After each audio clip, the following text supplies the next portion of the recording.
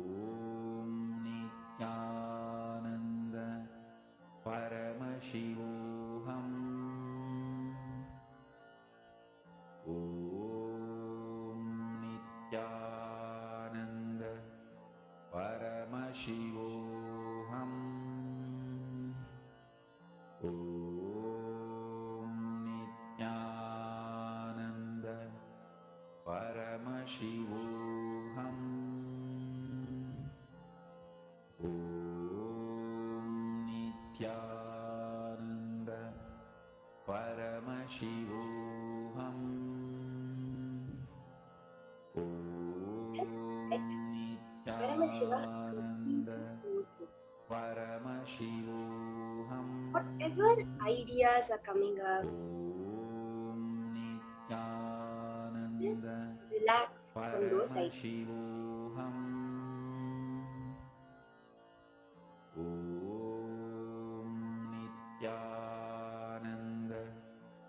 Connect to sweet intensity.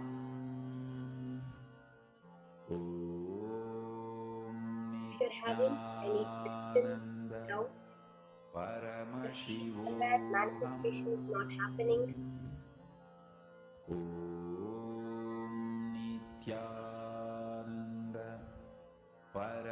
just post it in the chat. You are your intention to be, not your success, not your failure. See, when you're doing the manifestation, whether you succeed or you fail, whether you get every single thing right or you get nothing right, or if nothing even appears in your third eye, none of it is you. You are only your intention to be. If your intention is to be Paramashiva, then that's all is possible to manifest in your life. Just hold that space. It is Swamiji who is given me these powers. It is Swamiji who is asking me to manifest. So it is Swamiji who will manifest. All I have to do is become an empty channel for him to flow through me.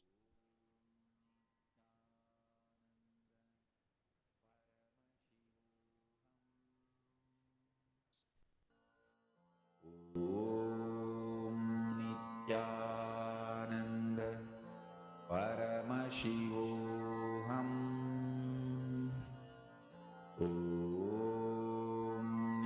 Nithyananda Paramashivoham.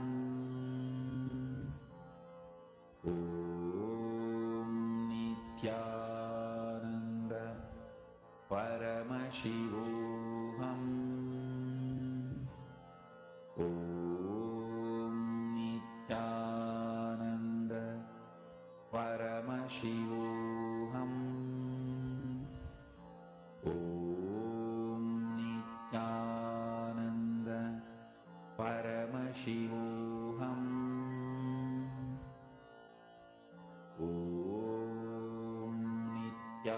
Nithyananda Paramashivoham. Nithyananda Paramashivoham.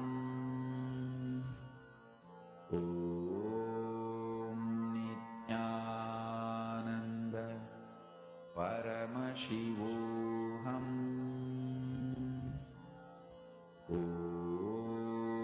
Nithyananda Paramashivoham. Nithyananda Paramashivoham.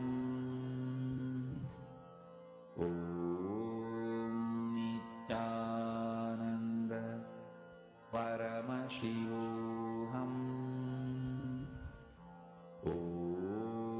Nithyananda Paramashivoham.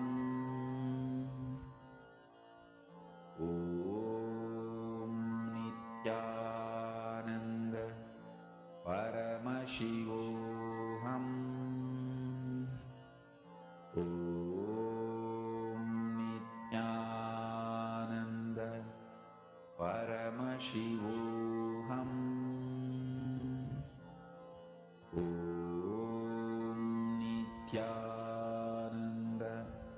Paramashivoham. Nithyananda Paramashivoham. Nithyananda Paramashivoham. Nithyananda